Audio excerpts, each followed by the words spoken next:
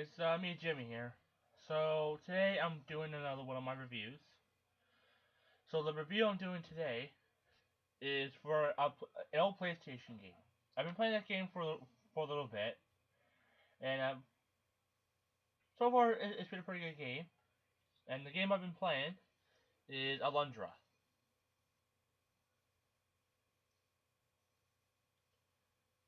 So this game was really good. I really like this game. I had a big glitch with it today, so I haven't actually beat the game yet, but for good reasons, which I'll get to that in a moment, because it kind of affects my opinion on the game. But I did really like the game. If it wasn't for what happened, it would have been probably one of the top games. In fact, probably what happened, like I tried researching this issue, and I found nobody who had the same problem with me. So I'll probably just root unlucky. Most of the things I researched, it had no glitches, but this glitch was probably just really bad for me. So I might as well start off with what I liked with the game. The game kind of had like the old SNES look to it. It wasn't, in like super details like the PlayStation was at the time. It had the SNES or Super Nintendo Entertainment System look to it. But a lot of games on the PlayStation still had that look. And there's even some PlayStation 2 games and maybe PlayStation 3 games that still have that look. So, the graphics are not the issue with some games. You can have a terrible game, like a game with terrible graphics, but still be really awesome.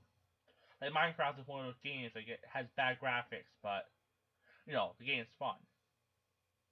So, pretty much with Alundra, you're I can't think what you are. You're no, a second. I'll read the book. You're a releaser. So the point of the game is, well, part of the story is that your character is able to go into people's nightmares or dreams and save their lives.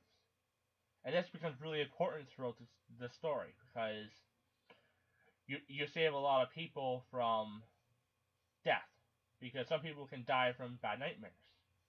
And these people can go into their dreams and save their lives by fighting bosses, by saving their life, by fighting off monsters, and fighting the bosses, and that kind of stuff. So it's really a nice concept. I don't know any other games that has actually done anything like Alundra. Yeah, this is the manual to the game. So that's pretty much how it is. There's more story to it, but I'll let you guys figure it out when you buy it. Like if you guys find it. Like this, I actually own this copy, so I'm good. So, first thing I like with the game is that the casing itself is nice. Like this is actually the box that it comes in. So like here's like the disc. Behind the disc is like the picture.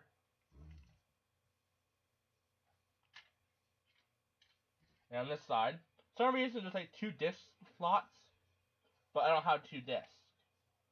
Like I don't even think that's for a disc there. But it looks like there can be a disc here. Maybe it came with a special feature, I'm not sure. But, okay, so enough about just showing off the case and that. So, what I like this game? I felt that it was fresh. It wasn't, the same old, find these crystals and do this. Maybe there's a section within the game where you find crystals, but that's not the main purpose. I mean, there is, like, you do get these gems, but they're not, but you're not technically looking for them. There's more stuff going on than just go to the mountain and find a gem of something. It's more, there's more to it than that. So it's an open world game, so you can wander around, kill shit, and the further you get, the better weapons you can get, and weapons will allow you to advance further within the game. So, one of the weapons you get is ball and chain. This allows you to destroy rocks and stuff blocking your path. eventually, probably down the road, you get a bow and arrow, and you probably get something to cut down vines and that kind of shit. And I don't know because I could not get this far because of what happened, which I'll get to that in a minute. So, I mean, considering it had the graphics of an SNES, the graphics were good. I'm not gonna say they were bad. They were good. I mean, it got to the point. And if you're the type who likes to do puzzles, this is your game. There's a lot of puzzles in this game, and the puzzles are really fun actually. And I actually had to write down hints for the game to do the puzzles. So like, here's some hints here. I had to write down. I don't know how well you can see these. But yeah, I actually had to write down hints and clues to help me solve the riddles and puzzles. So I really like that because I like games where I have to think and have to, figure shit out and that kind of stuff. And this game had that. I was really happy about that. So there were some issues. For one, that you may think a platform was like the same height as something, but in reality, okay, I'm trying to position my hand. So pretty much a platform would look like this to your eyes, but in reality, you're here, and the platform you want to jump to is up here. So of course you can't make it. Although it looks like it's here, it's not. Or that the platform would be like beside yours, but it'll be up higher, so you don't realize it. And you're going to jump to it, and you can't. And you fall, hurt yourself, or just have to run around and do it all over again. I mean, it was a bit of an issue, but after about the first 5 minutes, you get used to it, so it's like, it's something you can bypass, because it's not like, it's going to ruin your entire game. You just have to think a little more. Or like, there'll be some spots where you don't think you can make the jump, so you might not think, oh, okay, I cannot make this jump, and you can somehow. Or pretty much about here. Or I can't make this jump, but you can. So if you're stuck on something, I would just try and jump a certain section. It might work, it might not work. Who knows? But that was a bit of an issue. It might bug a lot of people. I mean, it bothered me a bit, but I got used to it. The battle system was nice. You were able to. It was nice. I mean, a few moments it does feel a little clunky. It does feel. I'm trying to think of like the appropriate word, but like I'm trying to think of a good way to say this, but pretty much it's open world and it's not like turn-based or anything. The enemies are in front of you. You have to run in, swing your sword. But there's moments where you get hit and not even realize you just got hit. Or there's certain sections, but it's usually you're able to just be like, you know what, I'm fine with it.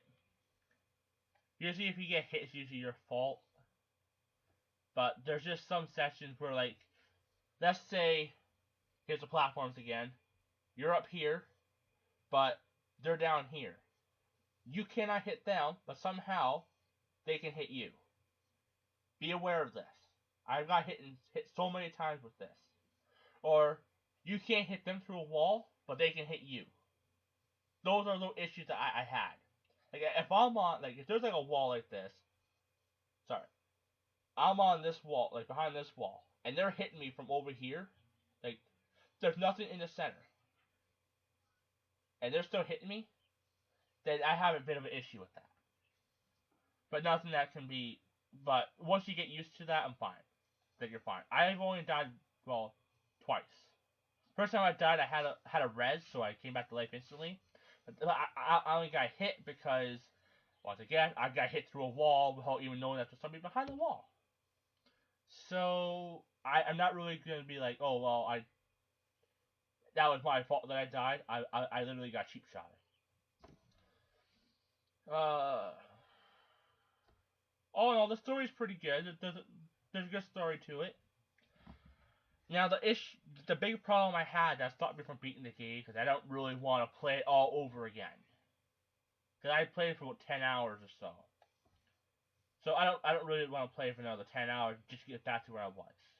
Pretty much the level I was in, this guy's trying to... You're awakened at night, this guy's trying to kill you. He's a friend of the neighborhood, and he's kind of... His nightmares have consumed his body and made him evil. I don't know how it turned out, because... a glitch. But, anyway, so your job is to go into his dream after a pretty interesting argument with a few people. So, your job is to go into the guy's dream and save his life. Sounds simple enough. Of course, there's a puzzle kind of thing. You have to find the 3 keys, open the door. I did that. I found the first key. I went to open the door, and that's when I realized I needed 2 other keys. Well, 1 other key. I didn't know I needed 2. So I got the key. I opened the door. I needed 2 keys, so I went back down, grabbed the second key. I saved because I didn't know I needed 3. So I went a different way. I was like, you know what? There might be another key, so I'll look around see if I can find another key. And sure enough, I found a place where I can get a key. So I got that key, which trust me, it takes a while. I mean, you have to push a lot of blocks, and another issue I have with the game, you'll walk into shit without even realizing you're walking into something. And in this level, there's these ice blocks. You have to push them, and you can make bridges and jump across stuff and that kind of stuff. And I'm just walking around, all of a sudden, boom, I push something. And it's like, I didn't mean to do that. What the hell? So then, since you can't push it back to where it was, you have to leave the room and come back. This can be an issue if you're trying to do something. So anyways, I do this, and I go fight the boss. And the boss is like sucking you in. It's like the one boss on Legend of Zelda. I can't think of which one, but he sucks you in, and he spits you out. And to beat him, you have to throw a bomb into his mouth. Same thing, pretty much. But the thing is, so, since these games didn't have it so he swallowed the bomb, you had to wait till the bomb blows up in front of him. Yeah, and you have to do this twice, which gets progressively harder. And if the guy, since you're in somebody's dream, if they die, you die. Which is a nice concept, but I didn't know if they got hit, you took the damage. That's how I died. Because he got hit, I was at full. Eventually, he got hit so many times that, like, I wasn't at, full, I was at, 7 health, and he got hit enough times where I was down to, 1 health. I went to heal, but I died because the heal didn't activate fast enough. So, I died, and when I came back to life, I went up, I grabbed the 3rd key, unlocked the doors, and it turns out, I lost the 2nd key. I went back to get it, was not there. So, I literally lost the 2nd key. So, I cannot beat the game now. I tried looking in the treasure chests again, even though they were open. No luck. So, the game pretty much just fucked me over. So, I can't beat the game. I might play it down the road. In that case, I'll do like a finisher review of this. But, I can't. I'm not gonna play this game again, do all the stuff I just did to finish the game. I'll wait a little bit. But, other than this glitch, I've looked it up, and there isn't really too many glitches with this game. I mean, most of the things I researched, because I was like, what the hell? Is there a way I can fix this? And I found nothing about this glitch. Excuse me. So, it was just bad luck, pretty much. So, I would recommend getting this game, or at least playing the ROM of it on your computer. But I would actually recommend buying this game. It is good. I just had a bad experience, pretty much. But I do recommend it if you're an RPG strategy player. So, that's pretty much it. I rate this game pretty much a 9. No, I'll say about an 8 out of 10. That feels pretty solid. I feel pretty confident with that 8. The next game I'm going to review for the PlayStation is Beyond the Beyond. That's the next game I'm going to review. I haven't played it yet. I played it a bit before, but I haven't beaten it or anything. So I have to end this now. So thanks for watching, and see you next.